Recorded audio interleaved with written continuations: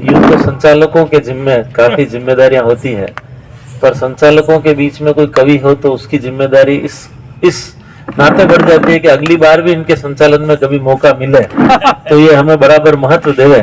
और इस आशा विश्वास के साथ हमारे राजसमंद के एक बहुत ही होनहार कवि, एक विद्वान, चिंतक, प्रखर आलोचक, निडर और इन सब गुणों के बावजूद अपने गीतों, अपनी गजलों में प्रेम को उड़ेलने वाले ऐसे शायर को मैं यहाँ मंच पर बुलाना चाहता हूँ, जिन्होंने विचारणीय कविताएं तो लिखी है, चिंतन की प्रक्रिया में उलझाने वाली कविताएं तो लिखी है, लेकिन साथ ही साथ इश्क को न केवल जिया है बल्कि गजलों में इस खूबसूरती से ढाला है कि सुनने वालों को बड़ा आनंद आता है।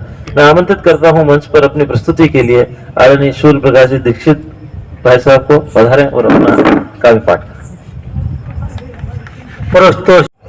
और हम बात करते हैं गौरव गाथा, जब मेवाड़ की गाते हैं, राजस्थान की गाते हैं तो गौरव गाथा राजस्थान की कही जाती है, मगर गौरव उस राजस्थान का मान सम्मान सिर्फ जब भी बढ़ाया है तो मेवाड़ ने बढ़ाया। हमारे जब्बार साहब ने बहुत ही बढ़िया बात कही थी, आपकी पंक्तियों से मुझे याद आ गई, पद्मनी की बात कही। हम जब ऐसी वीरांगनाओं की बात करते हैं तो पग पग सूता संत अठे, जब्बार साहब ने लिखा कि पग पग सूता संत अठे, सूरवीर दे प्राण, पग मेले तो धोजे मेवाड़ ने तीरथ जान। कि पग मेले तो धोजे मेवाड़ ने तीरथ जान, और माणक मोती कागरा रज पावन पाषाण। माणक मोती कागरा रज पावन पाषाण, अठे देवता धोक दे तन में 10-10 दान। और ये छंद क्यों लिखा गया, उनका वाकया मेरे को बताया था। एक बार अटल बिहारी वाजपेयी जी चित्तौड़ आए थे, जब वो प्रधानमंत्री तो नहीं थे मगर जब आए थे तो उन्होंने ट्रेन में से उतरने से इनकार कर दिया कि मैं ट्रेन से नहीं उतरूंगा। पंच सरपंच उस वक्त सब लग गए, अटल बिहारी वाजपेयी साहब उतर क्यों नहीं। उन्होंने कहा कि सबसे पहले तो आप पानी की व्यवस्था कीजिए, उस पर थोड़ा गंगा जल डालिए, क्योंकि मैं ट्रेन में जब भी उतरूंगा तब मैं अपने पैर को धोऊंगा, क्योंकि ये मिट्टी पावन मिट्टी है, ये देवभूमि है, बिना पैर धोए में या पैर नहीं रख सकता। तब उन्होंने लिखा, अटल बिहारी वाजपेयी जी ने जो सम्मान दिया, ये मेवाड़ की भूमि है। जब हमारे वरिष्ठ कवि हमें किस्से सुनाते हैं, ऐसी बातें सुनाते हैं तो हमको याद रहती है और हम आगे से आगे उसको बढ़ाते हैं कि युवा पीढ़ी में वो किस्से जिंदा रहे। अटल बिहारी वाजपेयी जी ऐसे हमारे कवि थे। और इश्क, कई लोग पूछते हैं आप इश्क पर क्यों लिखते हैं। हम इश्क पर नहीं लिखेंगे तो क्या नफरत पर लिखेंगे। इश्क ऐसी चीज है कि इश्क से इबादत तक पहुंचा जा सकता है। और जिन्होंने इश्क को लिखा, भले कबीर हो, मीरा हो, सूरदास हो, कबीर, तुलसी हो, वो आध्यात्म तक पहुंचे हैं। इश्क की पहली सीढ़ी है जो आध्यात्म तक ले जाती है। और जो इश्क को जीता और इश्क को लिखता है वो अपनी मुकम्मल पहचान बनाने में कामयाब होता है। एक नई गजल लिखी थी, हर बार तो मैं कोई गजल लिखता हूँ और फिक्स 3-3:30 बजे आदरणीय अफजल खाजी अफजल मेरे ऑफिस पर आते हैं और क्या दीक्षित क्या लिखा सुना दे। मगर जिस दिन मैं ये गजल लिख रहा था उस दिन अफजल खाजी अफजल नहीं आए और हमारे फतेहलाल जी अनोखा साहब आ गए।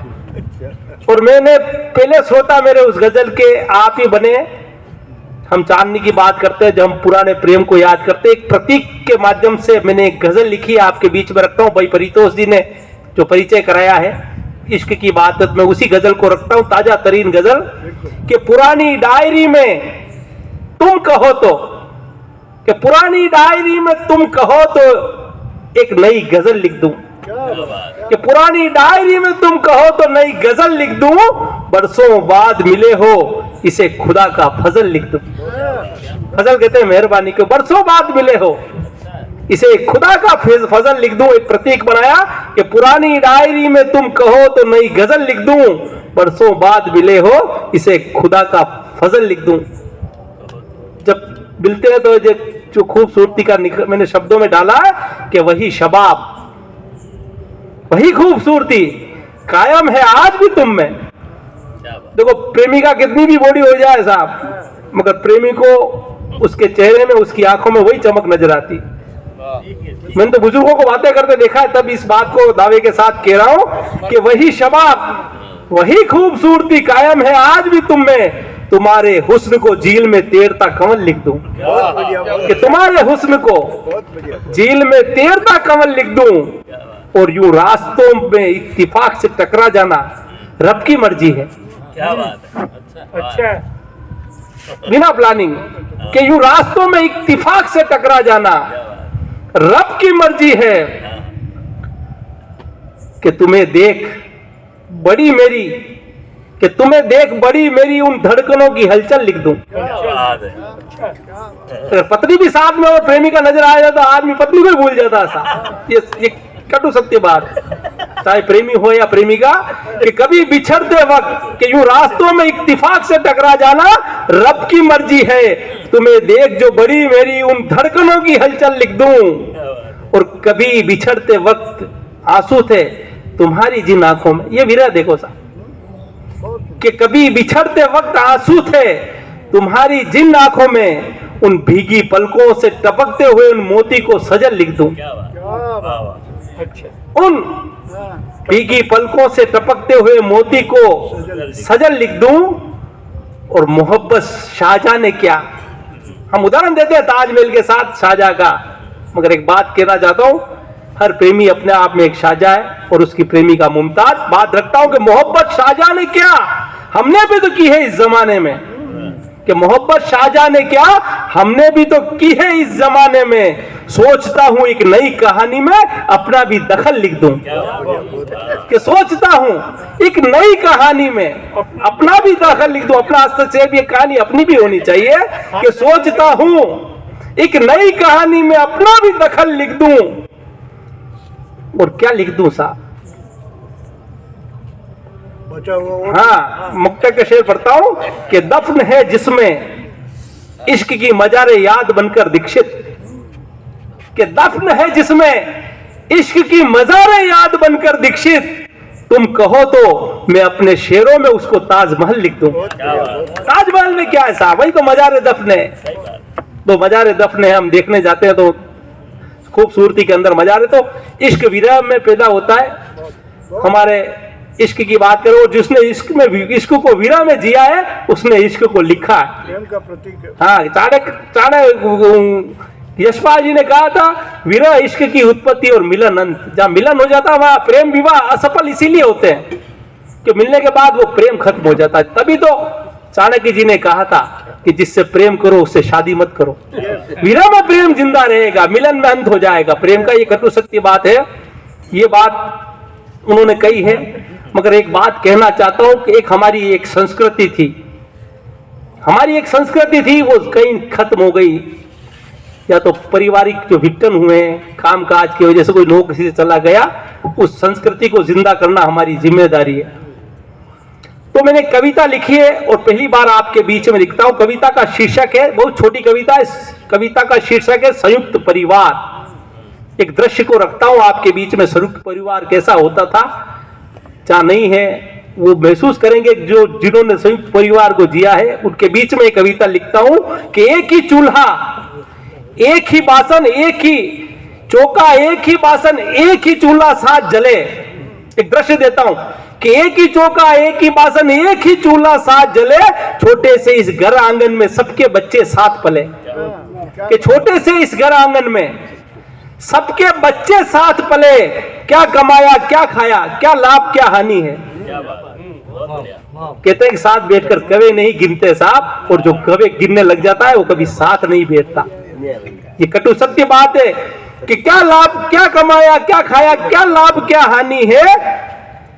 प्रेम मोहब्बत से भरी हुई सबकी एक कहानी है, कि प्रेम मोहब्बत से भरी हुई सबकी एक कहानी है। दादी के नुस्खे हैं तो दादा की छड़ी सुहानी है, कि दादी के नुस्खे हैं तो दादा की छड़ी सुहानी है।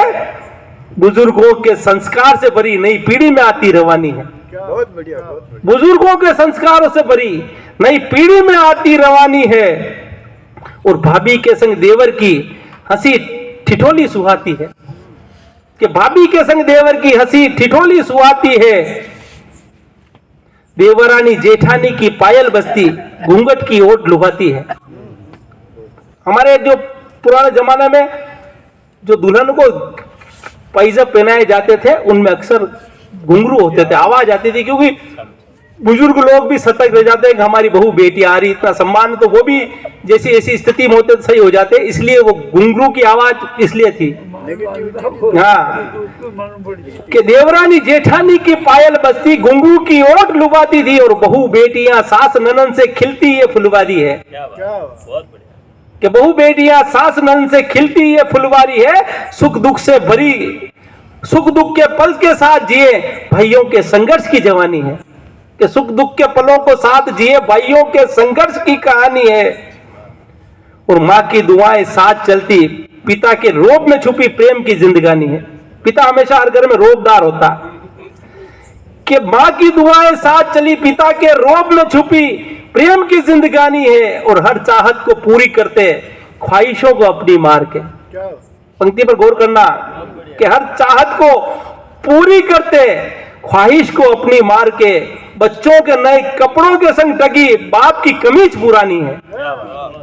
कि बच्चों के नए शर्ट के साथ, कपड़ों के साथ टगी बाप की कमीज पुरानी है, और मीठे घड़े के पानी सी सौंधी खुशबू सुहांदी है। कि मीठे पानी के से सौंधी खुशबू सुहाती है, छोटी बड़ी बातों से घर के बर्तन चार बजते।